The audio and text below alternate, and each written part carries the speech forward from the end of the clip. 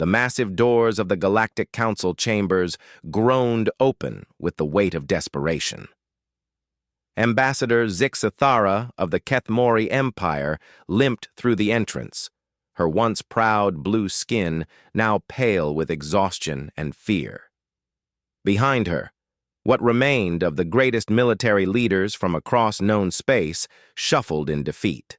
The circular chamber, built to hold representatives from 300 different species, now felt empty with only 47 delegates present. The rest were either dead, missing, or hiding in the far reaches of space from an enemy that had proven unstoppable. Fleet Admiral Corvash, his 4 arms trembling with age and stress, stood at the center of the room. The old Thylorian had commanded fleets for over 2 centuries, but never had he faced anything like this. His voice cracked as he addressed the remaining council members. Honored delegates, we have suffered catastrophic losses across all fronts. The Devourers have consumed 17 star systems in the past 2 months. Our combined fleets, the pride of our civilizations, have been reduced to scattered survivors hiding in asteroid fields and dead systems. The holographic display above them showed a 3-dimensional map of their galaxy. Red zones marked conquered territories, spreading like a cancer across what had once been the most prosperous and peaceful region of space. The Devourers, as they had come to be known, were unlike anything the galaxy had ever faced. They weren't invaders seeking territory or resources. They were consumers. Wherever they went, they stripped planets bare, consumed all organic matter, and left behind empty husks of worlds. No negotiation was possible. No surrender was accepted. They simply arrived, consumed, and moved on. Dr. Neltha Voss, the chief xenobiologist from the Arcturus Research Station, stepped forward. Her voice was steady, but her hands shook as she accessed her datapad. Our analysis suggests the Devourers operate as a collective consciousness. They reproduce by consuming organic matter and converting it into more of themselves. At their current rate of expansion, they will reach the core worlds within 6 standard months. A horrified silence fell over the chamber. The core worlds housed the capitals of the major galactic powers, including Earth's Sol system, though humans were still considered a minor species in galactic politics. Counselor Brightwing of the Avian Collective fluffed her feathers nervously. What about the quantum barriers? The Starforge weapons? Surely our greatest technologies can stop them? Admiral Corvash's expression grew even grimmer. We deployed 3 Starforge cannons at the Battle of Kepler 442. The Devourers absorbed the energy blasts and used them to accelerate their reproduction. The quantum barriers lasted 47 minutes before they broke through and consumed the barrier generators. High Priest Mordan of the Crystalline Worlds spoke up, his voice like wind chimes in a storm. Perhaps we should consider evacuation. Gather what populations we can and flee to the Andromeda Galaxy. With what ships? Admiral Corvash asked bitterly. The Devourers have consumed our major shipyards. We barely have enough vessels to evacuate 1% of the core world's populations. Ambassador Zixathara had remained quiet during the discussion, but now she stood slowly. As one of the few survivors of the First Contact War with the Devourers, she had seen things that would haunt her forever. There is one option we haven't discussed. All eyes turned to her. Some species had compound eyes. Others had sensory organs that didn't work in visible light, but the attention was unmistakable. The humans, she said quietly. A ripple of confusion and nervous laughter spread through the chamber. Counselor Brightwing's feathers ruffled with what might have been amusement. The humans? The species that only achieved faster-than-light travel 200 years ago? They're barely past their industrial phase. They're savages, muttered General Theknor of the warrior caste. Their entire culture revolves around warfare. They've had over 40 conflicts just in the time since they joined our trade networks." Dr. Voss nodded agreement. "Their technology is primitive compared to ours. Their ships are basically metal boxes with rockets attached. What could they possibly do that our advanced civilizations cannot?" Ambassador Zix Thara waited for the criticism to die down before speaking again. 5 years ago, my people had a border dispute with the human colony on Titan's moon. It should have been resolved diplomatically, but our military commanders decided to make an example of them. We sent a full battle fleet to demand their surrender." She paused, her membrane-covered eyes distant with memory. "The humans had 3 ships, 3 old cargo vessels they had retrofitted with weapons and armor plating. Our sensors showed their vessels were held together with metal welding and determination.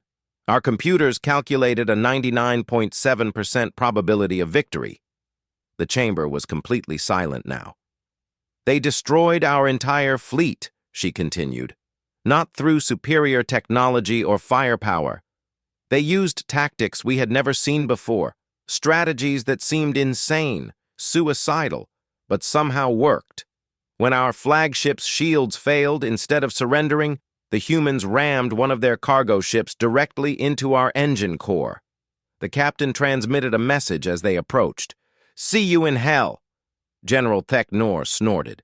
"Suicidal tactics are hardly a recommendation." "You don't understand," Zix Thara said firmly. "It wasn't suicide.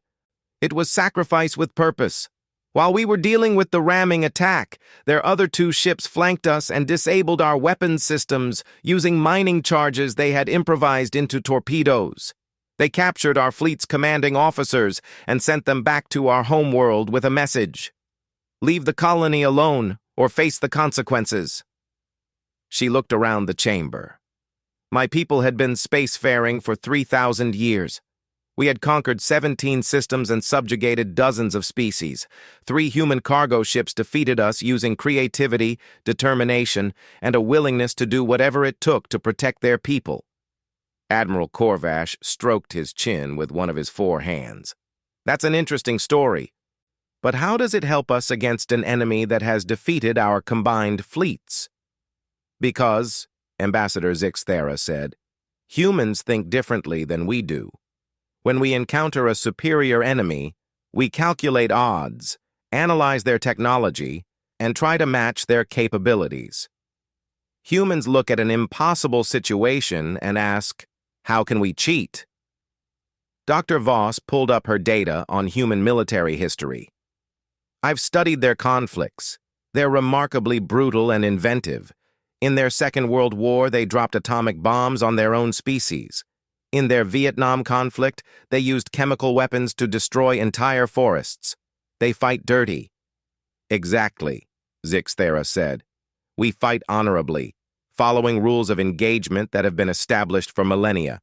The Devourers operate on pure consumption instinct, but humans will lie, cheat, steal, and break every rule of civilized warfare if it means protecting their people." High Priest Mordan's crystalline form shimmered with uncertainty. "Even if what you say is true, what makes you think they would help us? They're not members of the Council. They have no obligation to defend our worlds." "They're also in the path of the Devourers," Admiral Corvash pointed out grimly. "If we fall, they'll be consumed within the year. This isn't about helping us. It's about survival." Counselor Brightwing preened her feathers nervously. "What exactly are you proposing? That we humble ourselves before a species we've treated as primitives and beg for their assistance?" "Yes," Ambassador Zix Thara said without hesitation. "Because pride is a luxury we can no longer afford. Our greatest fleets are destroyed. Our most advanced weapons have failed. Our populations are fleeing in panic. If there's even a small chance that human unconventional thinking could find a solution we've missed, then we have to try." The chamber fell silent again as the delegates processed this radical suggestion. The political implications were staggering. The advanced civilizations of the galaxy admitting they needed help from a species they had dismissed as backwards warmongers. Finally, Admiral Corvash spoke up. "I've reviewed the tactical reports from every engagement with the Devourers. We've tried everything in our military doctrine. Energy weapons, kinetic bombardment, biological weapons, cyber attacks, dimensional distortion fields. Nothing works because the Devourers adapt and consume whatever we throw at them." He paused, looking at each delegate in turn. "But we've only tried conventional approaches. Maybe it's time to try unconventional ones." General Theknor growled his dissatisfaction. "This is madness. We're considering allying with a species that still uses chemical rockets to reach orbit. Their largest warship is smaller than our escort frigates." "Size isn't everything," Dr. Voss said thoughtfully.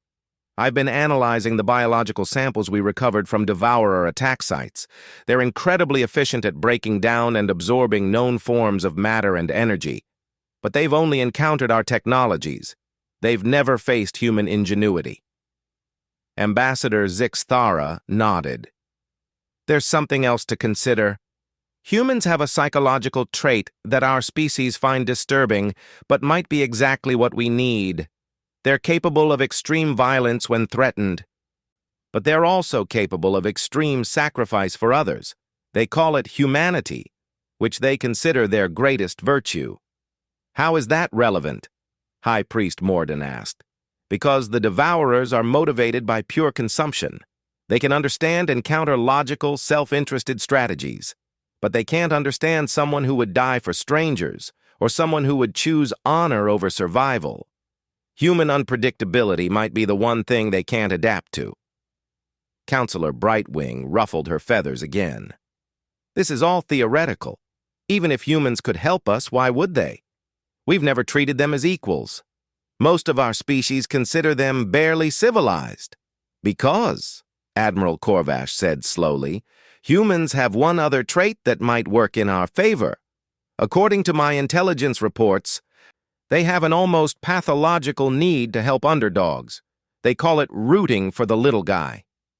He gestured to the holographic display showing their dwindling territories. "Right now, we're the underdogs. We're the ones facing extinction. If we approach them correctly, if we're honest about our situation and our failures, they might help us simply because it's the right thing to do." The silence stretched for several minutes as each delegate considered the proposal. Finally, Dr. Voss spoke up. "What exactly would we be asking them to do? They don't have the industrial capacity to build a fleet that could match the Devourers." "We wouldn't ask them to match the Devourers," Ambassador Zixthara said. "We'd ask them to do what they do best. Find a way to cheat. Find an angle we haven't considered. Find a weakness in something that seems invincible." "And if they refuse?" General Theknor asked. "Then we die with our pride intact," Admiral Corvash said grimly. "But if they agree, if human ingenuity can find even a small advantage, it might be enough to turn the tide." The vote was closer than expected. Several delegates abstained, unable to bring themselves to support asking for help from a primitive species. But enough voted in favor to authorize the mission. As the council session ended, Ambassador Zixthara found herself appointed as the official envoy to Earth. The irony wasn't lost on her. 5 years ago, her people had tried to intimidate the humans into submission. Now she would have to beg them for help. But as she prepared for the journey to Sol System, she couldn't shake the feeling that they were making the right choice. The conventional approach had failed completely. Every logical strategy had been tried and found wanting. Perhaps it was time to try something illogical. Perhaps it was time to gamble everything on the chaotic, unpredictable, occasionally brilliant creativity of humanity. The Devourers were counting on their enemies to behave rationally. They had adapted to counter-logical responses and predictable strategies. They had never encountered a species that considered "hold my beer and watch this" to be valid military doctrine. Admiral Sarah Chen had seen a lot of strange things during her 30-year career in the United Earth Space Navy, but the alien delegation waiting in Conference Room 7 was definitely up there with the weirdest. Through the reinforced viewing window, she could see Ambassador Zixathera pacing nervously while her aide frantically checked some kind of handheld device every few seconds. "Ma'am," her assistant, Lieutenant Commander Park, said quietly, "the Kethmori delegation has been waiting for 2 hours. Should we—" "Let them wait a little longer," Admiral Chen replied, not looking away from her data pad. She was speed-reading through intelligence reports that made increasingly grim reading. 17 star systems completely stripped of life, billions of casualties, the most advanced military forces in known space reduced to scattered refugees, and now they wanted humanity's help. "This is incredible," muttered Dr. James Morrison from his position at the conference table. The head of Earth's xenobiology department looked like he hadn't slept in days, which was probably accurate given how much information had been dumped on him in the past 72 hours.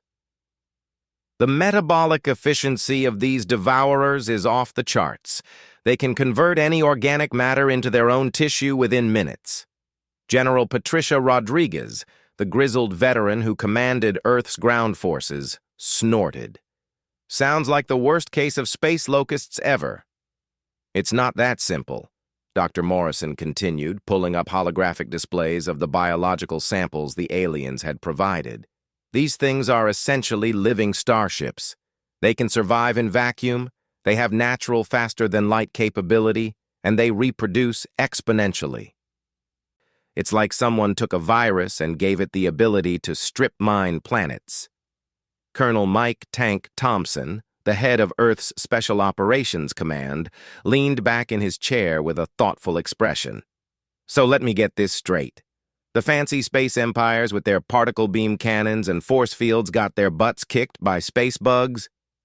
"Very advanced space bugs," Dr. Morrison corrected. "Still bugs," Colonel Thompson replied with a grin. Admiral Chen finally looked up from her reports. "The question is whether we're about to make the same mistakes they did. Every conventional approach has failed. The Galactic Council's best scientists and military leaders have thrown everything they have at this threat and accomplished nothing except feeding it." "So what makes them think we can do any better?" asked Commander Lisa Hayes, the Navy's chief tactical officer. At 35, she was young for her rank, but she had earned her position by consistently finding solutions that others missed. "Because," Admiral Chen said slowly, "we're not them." She gestured for the viewing window to be opened so they could hear the conversation in the next room. Ambassador Zixathera was speaking to her aide in what the translation software rendered as increasingly agitated tones. "This is humiliating. We ruled 17 star systems, and now we're begging for help from primitives who still use chemical rockets for in-system transport." Her aide's response was more diplomatic, but equally frustrated. "Perhaps they need time to understand the magnitude of the threat. Their computer systems are probably still processing the data we provided." Admiral Chen closed the window and turned back to her staff. "That attitude right there is probably why they're losing. They're so convinced of their own superiority that they can't imagine a different approach might work." General Rodriguez cracked her knuckles. "So what's our approach? We don't have the industrial capacity to build a fleet that could take on something that defeated their entire galactic alliance. We don't need to build a bigger fleet," Colonel Thompson said with the kind of grin that usually meant someone was about to have a very bad day. "We need to build a better mousetrap." Dr. Morrison looked skeptical. "The Devourers have adapted to every weapon system they've encountered. Energy weapons just feed them. Kinetic weapons barely slow them down. Biological and chemical weapons are useless against creatures that can metabolize anything organic." "What about weapons they haven't encountered?" Commander Hayes asked thoughtfully. "Such as?" "Nuclear weapons." The room fell silent. Dr. Morrison blinked several times before responding. "Surely they've tried nuclear weapons. Any spacefaring civilization would have developed atomic technology." "Actually," Admiral Chen said, consulting her data pad, According to the intelligence briefing, most galactic civilizations moved beyond nuclear weapons centuries ago. They consider them primitive and inefficient compared to antimatter and exotic particle weapons. Colonel Thompson's grin got wider. So these devourers have never encountered good old-fashioned uranium fission? Or hydrogen fusion, General Rodriguez added, or neutron bombs, or dirty bombs, or any of the other horrible things we humans have figured out how to do with radioactive materials. Dr. Morrison was frantically accessing his own files. The biological samples don't show any adaptation to radiation damage. High-energy particles might actually disrupt their cellular structure in ways they can't compensate for. That's just the beginning, Commander Hayes said, her tactical mind already spinning with possibilities. What about chemical weapons? Not the sophisticated stuff the aliens probably use, but basic human nastiness.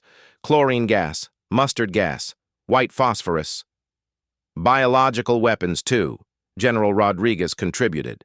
Earth diseases that specifically target human biology might be completely foreign to their adaptive systems. Admiral Chen held up a hand. Slow down. We're getting ahead of ourselves. First, we need to understand exactly what we're dealing with. Then we can start figuring out how to kill it. She stood and straightened her uniform. Time to talk to our guests. But remember, they're coming to us as supplicants. That means we set the terms. The delegation from Earth entered Conference Room 7 with the kind of casual confidence that probably seemed like arrogance to the desperate aliens. Admiral Chen took the seat at the head of the table without ceremony, while her staff arranged themselves in positions that managed to seem both relaxed and professional. Ambassador Zixthara's translator rendered her opening speech in formal, flowery language that boiled down to, "Please help us, we're dying, and we'll give you anything you want." Admiral Chen let her finish, then leaned forward slightly. "Ambassador, let me be blunt. Based on the information you've provided, your people are facing extinction. Your advanced fleets have been destroyed. Your superior technology has proven useless. Your populations are fleeing in panic. The aliens' blue skin somehow managed to become even paler. Now you come to us," Admiral Chen continued, "asking for help from a species your people consider primitive savages. So let me ask you directly, what makes you think we can succeed where you have failed?" Ambassador Zixthara exchanged glances with her aide before responding. "Your species approaches warfare differently than ours. We have analyzed your military history, and it shows a pattern of unconventional thinking and tactical innovation that might be effective against an enemy that has adapted to standard galactic military doctrine." "Tactical innovation," General Rodriguez repeated with amusement. "Is that what we're calling it now?" Colonel Thompson was reviewing the tactical data on his pad. "Ma'am, if I'm reading this correctly, the Devourers adapt by analyzing and countering whatever's used against them. They've encountered particle beams, plasma weapons, gravitic distortion fields, and exotic matter projectiles." "That's correct," Ambassador Zixthara confirmed. "What about a good old-fashioned thermonuclear warhead?" The alien looked confused. "Thermonuclear? I'm not familiar with that term." Dr. Morrison stepped in. "Nuclear fusion weapons. We split atoms to create massive energy releases and radiation." "Ah, atomic weapons. Yes, most civilizations experimented with those early in their development. Very primitive and inefficient compared to antimatter." "Inefficient, maybe," Admiral Chen said. "But have the Devourers ever encountered them?" "No, I don't believe so. As I said, atomic weapons are considered primitive technology." The humans exchanged glances that somehow managed to be both amused and predatory. "Ambassador," Commander Hayes said carefully, "what you call primitive, we call specialized. Human military doctrine is based on using the right tool for the job, regardless of how old or simple that tool might be." "For example," Colonel Thompson added, We still use knives in combat. Knives are ancient technology, but they're silent, reliable, and don't run out of ammunition. Sometimes the simple solution is the best solution. Admiral Chen stood and walked to the holographic display, showing the Devourer advance. Here's what's going to happen. We're going to help you, but not the way you expect. We're not going to build a massive fleet to match their ship for ship. We're not going to try to out-technology them. She highlighted several star systems on the map. We're going to introduce them to human creativity. And the first thing they're going to learn is that humans don't fight fair. Over the next several hours, the human military leadership outlined a strategy that seemed to horrify and fascinate the alien delegates in equal measure. It wasn't a single brilliant plan, but rather a collection of interconnected dirty tricks, each one designed to exploit the Devourer's reliance on adaptation and pattern recognition. Nuclear weapons were just the beginning. The humans proposed seeding entire star systems with radioactive materials that would poison any organic matter the Devourers consumed. They suggested biological weapons specifically tailored to disrupt cellular reproduction. They recommended chemical weapons that would create persistent, toxic environments. But the really creative suggestions came when they started discussing psychological warfare. You said the Devourers operate as a collective consciousness, Dr. Morrison noted. What happens if we introduce contradictory information into their communication network? Or false information, Colonel Thompson added. Make them think there are resources in systems that are actually traps. Better yet, Commander Hayes suggested. What if we feed them something that seems beneficial, but is actually poisonous? Make them want to consume something that will hurt them. Ambassador Zixthara's membrane-covered eyes widened. You're talking about deception on a scale we've never attempted. The computational requirements alone would be handled by human artificial intelligence, Admiral Chen interrupted. We've been developing AI systems specifically for military deception and information warfare. Your people might consider them primitive compared to your quantum computers, but they're designed for creativity and adaptation, not just raw processing power. General Rodriguez was studying the tactical displays with a predatory expression. What's their reproduction cycle? How fast can they replace losses? Very fast, the alien aide responded. They can double their numbers in approximately 72 standard hours given adequate organic matter. Good, General Rodriguez said, causing both aliens to look startled. Good, Ambassador Zixthara asked. Fast reproduction means they're putting all their energy into making more of themselves, Colonel Thompson explained. That probably means they're not investing much in individual durability or intelligence. Quantity over quality. Which means, Admiral Chen concluded, they're probably vulnerable to tactics designed to exploit their reproductive cycle. What if we could turn their greatest strength into a weakness? The planning session continued for 18 hours straight, with human officers and scientists proposing increasingly creative and brutal solutions. The alien delegates looked progressively more stunned as the humans casually discussed strategies that violated every principle of civilized warfare. By the end, they had outlined a multi-phase campaign that would begin with reconnaissance missions to gather detailed intelligence on Devourer behavior and biology. Phase 2 would involve targeted strikes using weapons and tactics the Devourers had never encountered. Phase 3 would escalate to psychological and information warfare designed to disrupt their collective consciousness. And if all else failed, Phase 4 involved what the humans euphemistically called kinetic diplomacy, ramming FTL-capable ships loaded with nuclear weapons directly into Devourer breeding centers. This plan, Ambassador Zixthara said slowly, violates numerous galactic treaties regarding weapons of mass destruction, environmental warfare, and biological weapons.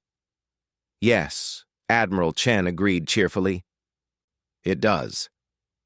It also involves tactics that most civilized species would consider barbaric.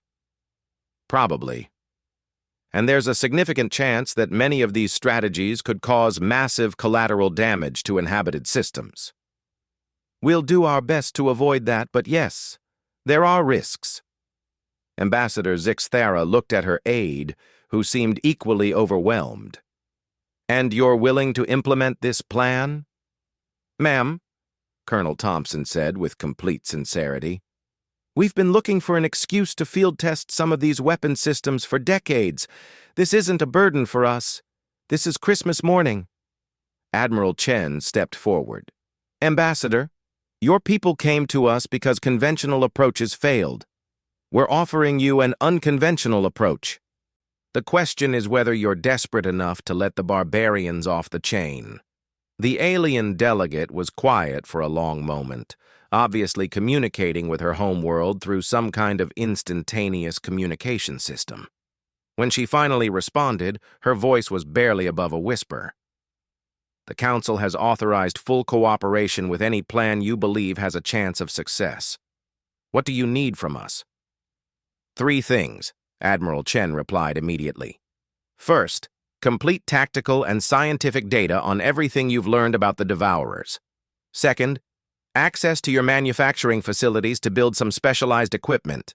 And third, bait. Bait? We need to lure them into a trap. That means offering them something they want badly enough to take risks for. Something they'll concentrate their forces to attack. Ambassador Zixthara's expression showed she already understood what Admiral Chen was suggesting. You want us to offer them one of our core worlds. We want you to offer them Earth. The silence that followed was broken only by the hum of life support systems. You're insane, the alien aide whispered. Probably, Admiral Chen agreed. But sanity hasn't been working out so well for your people, has it? 3 months after the meeting in Conference Room 7, Earth looked like a planet preparing for the end of the world. Massive evacuation ships moved in constant streams between Earth and the outer colonies, carrying what appeared to be a panicked exodus of humanity's population. News broadcasts across all galactic networks showed scenes of desperate humans fleeing their homeworld as the Devourer swarm approached. It was the most convincing act in the history of interstellar relations. Captain Maria Santos watched the latest refugee ships depart from her position on the bridge of the UES Indomitable, humanity's newest and most heavily armed battleship. Unlike the sleek, elegant vessels favored by other galactic civilizations, the Indomitable looked like what it was, a weapons platform disguised as a ship bristling with missile pods, railguns, and several weapon systems that didn't officially exist. Evacuation Ship 7 has cleared the system, reported Lieutenant Kim from the communications station. That's the last of the visible civilian traffic. Captain Santos nodded. How many refugees are we actually moving? About 40,000 actual civilians to the safe zones, Commander Jackson replied from his position at the tactical station. The other 2 million passenger manifests are filled with special operations personnel, combat engineers, and enough weapons to arm a small planet. Perfect. The Devourers should see exactly what we want them to see. A nearly defenseless world with a small remaining population and minimal military presence. Through the view screen, Earth looked almost normal. A few orbital platforms remained, enough to maintain the appearance of standard defenses. The major cities showed normal light patterns. Satellites continued their regular communications traffic. Everything designed to make the planet look like an easy target that the Devourers couldn't resist. What the Devourers couldn't see were the modifications that had been completed in just 3 months of round-the-clock construction. Every major city now sat atop a network of tunnels filled with some of humanity's most creative military engineering. The ocean floors had been seeded with automated weapons platforms. The polar ice caps concealed massive manufacturing facilities that had been working non-stop to produce weapons that violated so many galactic treaties that no one was keeping count anymore. Contact on long-range sensors, Lieutenant Kim announced. Devourer fleet approaching from the Centauri vector, estimated arrival in 6 hours. Captain Santos activated the fleet-wide communication system. All units, this is Indomitable Actual. The guests are arriving for the party. Begin Phase 1 preparations. Across the solar system, what had appeared to be routine mining operations and scientific research stations began revealing their true nature. Asteroid mining platforms opened to expose massive magnetic railguns. Research stations deployed sensor arrays capable of tracking individual devourer organisms across multiple star systems. Hidden shipyards in the outer system activated production lines that had been building specialized munitions for months. Ambassador Zixithara watched the preparations from her position aboard the Galactic command ship positioned just outside the system's edge. She had insisted on observing the operation personally, partly out of diplomatic necessity and partly out of morbid curiosity about human military tactics. "Are you certain this plan will work?" she asked Admiral Chen, who had joined her for the final phase of the operation. "Absolutely not," Admiral Chen replied cheerfully. "But our computer models suggest a 67% chance of success, which is better odds than anyone else has managed." The alien delegate's skin shifted through several shades of blue. "And if you're wrong? If the Devourers successfully consume Earth? Then we detonate the planet and take as many of them with us as possible." Admiral Chen said it so casually that it took several seconds for the full implication to sink in. "You're serious. You would destroy your own homeworld rather than let them have it." "Ambassador, you still don't understand humans very well. We've been preparing to destroy our own planet for centuries. Nuclear weapons, biological warfare, environmental disasters. We're experts at planetary suicide. The only difference is that this time, we're taking the enemy with us." The first Devourer scouts entered the outer system right on schedule. Long-range sensors showed them conducting the same reconnaissance patterns they had used in every previous invasion. They probed the system's defenses, analyzed the energy signatures of human technology, and transmitted their findings back to the main swarm. What they found was exactly what the humans wanted them to find: a primitive civilization with outdated weapons and minimal orbital defenses. The energy signatures of human nuclear reactors and chemical rockets must have seemed pathetically weak compared to the antimatter engines and particle beam arrays they had encountered elsewhere.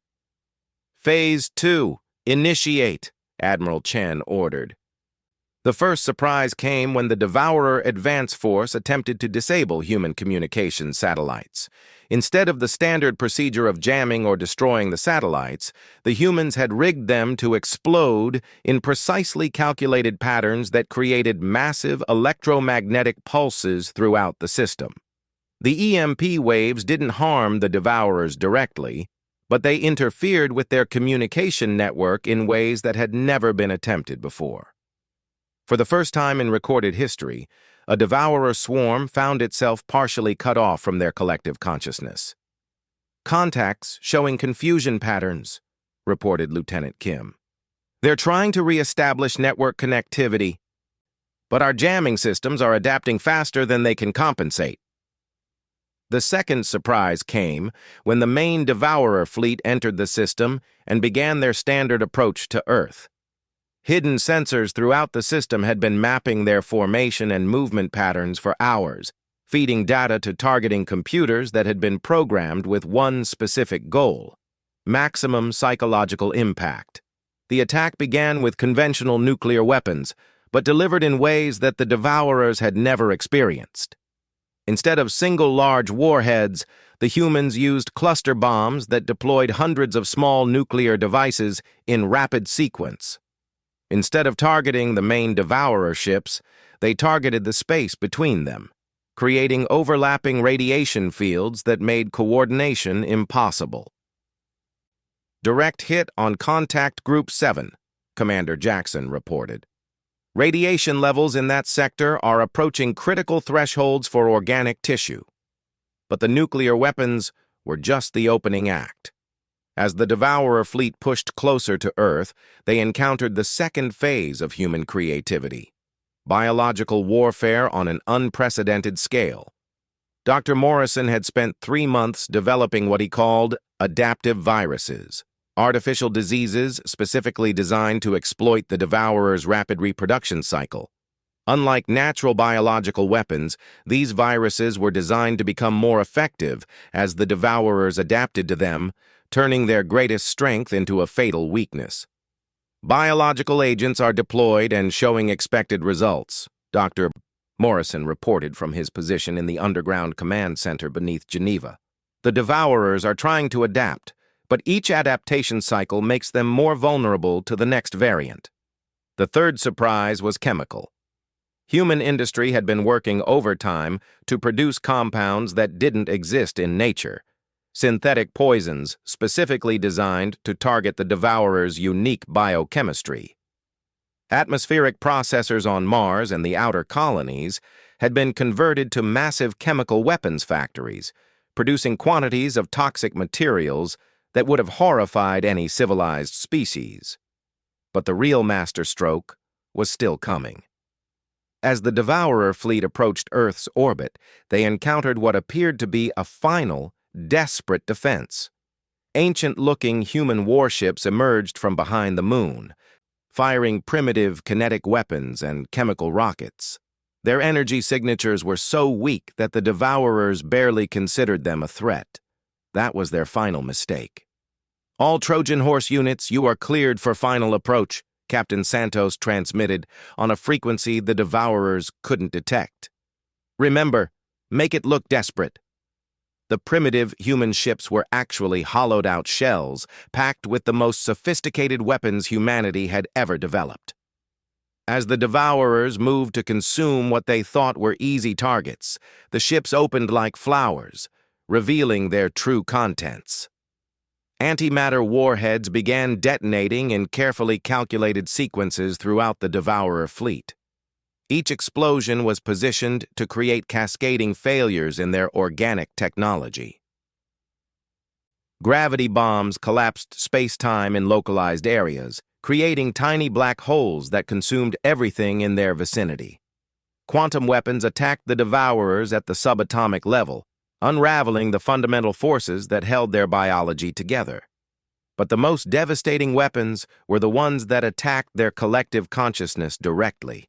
Human artificial intelligence systems, designed specifically for information warfare, began flooding the Devourer network with contradictory data, false sensor readings, and psychological triggers that no organic mind had ever encountered. "Enemy fleet cohesion is collapsing," Lieutenant Kim reported with barely contained excitement. "They're beginning to attack each other." Ambassador Zixathera watched in stunned silence as the most feared force in the galaxy tore itself apart. The Devourers, confused by electromagnetic interference, weakened by biological weapons, poisoned by chemical agents, and driven insane by psychological warfare, had lost all semblance of coordination. Individual Devourer organisms were still dangerous, but they were no longer an unstoppable swarm. They had become confused, isolated predators, vulnerable to conventional weapons and tactics. "Phase 4, execute," Admiral Chen ordered. Hidden facilities across Earth's surface opened to reveal the final surprise: mass-produced weapons platforms that fired specialized ammunition designed for Devourer biology. Railguns that fired depleted uranium rounds, laced with radioactive isotopes, particle beam arrays that projected streams of exotic matter toxic to organic tissue. Missile batteries that deployed warheads filled with synthetic viruses and chemical weapons. But most importantly, human ground forces finally revealed themselves. What the Devourers had thought was a nearly empty planet suddenly erupted with millions of soldiers equipped with weapons specifically designed to fight their biology. Instead of trying to match the Devourers' advanced capabilities, the humans had gone back to basics: small unit tactics, guerrilla warfare, and an absolute refusal to fight fair. The battle for Earth's surface lasted 3 days. When it was over, the feared devourer swarm had been reduced to scattered survivors hiding in the outer system. For the first time since their first appearance, the devourers had been not just defeated, but utterly routed. "Final casualty reports are coming in," Commander Jackson announced as the last devourer ships fled the system. "Enemy losses, approximately 98% of their invasion force. Human military casualties, 847 killed, 2,156 wounded." The numbers were almost impossible to believe. The most dangerous enemy in galactic history had been crushed by a species they considered primitive, with human losses so low they barely registered on galactic scales. Ambassador Zixathera turned to Admiral Chen with an expression that the translator couldn't quite capture. "How is this possible? Your weapons were inferior. Your ships were smaller. Your technology was centuries behind ours. How did you achieve what our entire galactic alliance could not?" Admiral Chen smiled the kind of smile that had been making people nervous for centuries. "Ambassador, you keep making the same mistake. You assume that advanced means better. You think that because your weapons are more sophisticated, they must be more effective. You believe that honorable tactics are superior to dirty ones." She gestured toward the tactical displays showing the retreating devourer forces. "But the devourers taught you something important. Sometimes overwhelming force isn't enough. Sometimes advanced technology isn't sufficient. Sometimes you need something else. And what is that? Creativity, adaptability, and the willingness to do whatever it takes to protect what matters to you."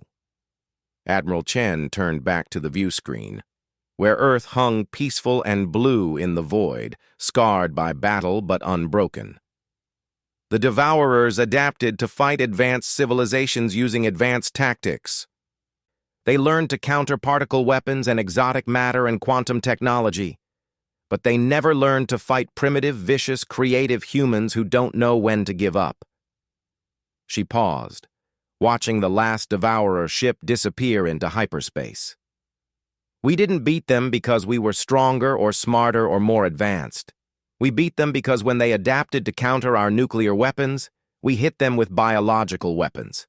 When they adapted to biological weapons, we used chemical weapons.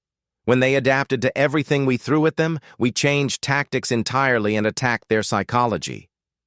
And when they adapted to that, we didn't give them the chance. That's the thing about human warfare, Ambassador. We don't fight to be honorable. We don't fight to prove our superiority. We fight to win, and we'll use every dirty trick, every unfair advantage, and every rule-breaking strategy we can think of to make sure that happens." 6 months later, the galaxy had settled into an uneasy peace. The devourer threat had been eliminated so thoroughly that most populations still couldn't believe it was real. Refugees were returning to their homeworlds, trade routes were reopening, life was slowly returning to normal. But everything had changed. The Galactic Council chambers had been rebuilt, larger and more impressive than before. But now there was a new section, with chairs designed for human physiology and communication systems adapted for human technology. Ambassador Zixathara stood at the podium, addressing a full assembly for the first time since the crisis began. Her words were being broadcast across every inhabited system in the galaxy. "Honored delegates, 6 months ago this council faced extinction. Our greatest fleets had been destroyed. Our most advanced weapons had proved useless. Our populations faced consumption by an enemy that seemed invincible." She paused, her membrane-covered eyes finding the human delegation in their new section. "Today, those worlds are free.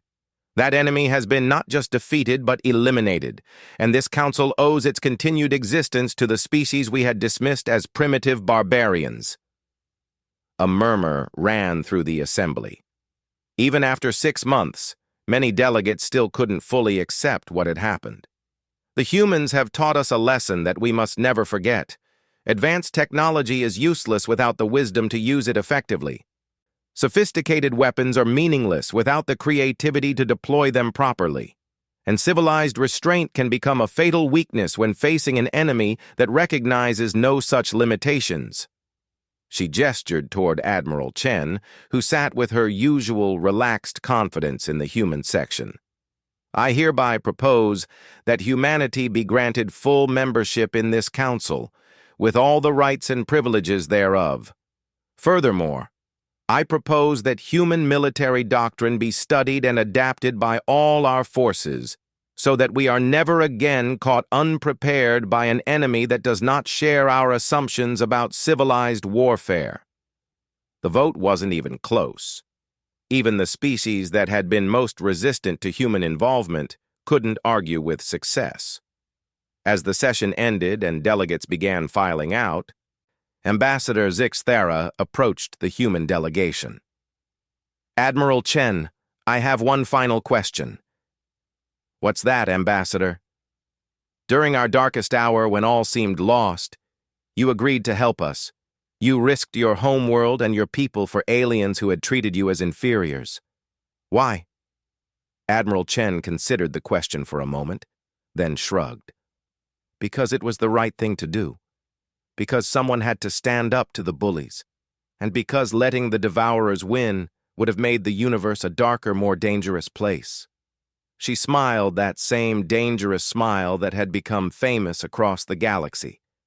"Besides, we humans have a saying, if you want peace, prepare for war. We're very good at war, Ambassador. It just took the right enemy to prove it." As the human delegation left the council chambers, Ambassador Zixthara reflected on how much had changed. The galaxy was safe, but it was no longer the same place. Humanity had proven that sometimes the best solution to an advanced problem was a primitive approach applied with sufficient creativity and determination. The Devourers had learned too late that when humans say, "This ends now," they mean it. And they have the weapons, the tactics, and the sheer bloody-minded stubbornness to make it stick. The galaxy was learning that lesson too, and most species were finding it surprisingly reassuring to know that somewhere out there, someone was willing to fight dirty when the stakes were high enough.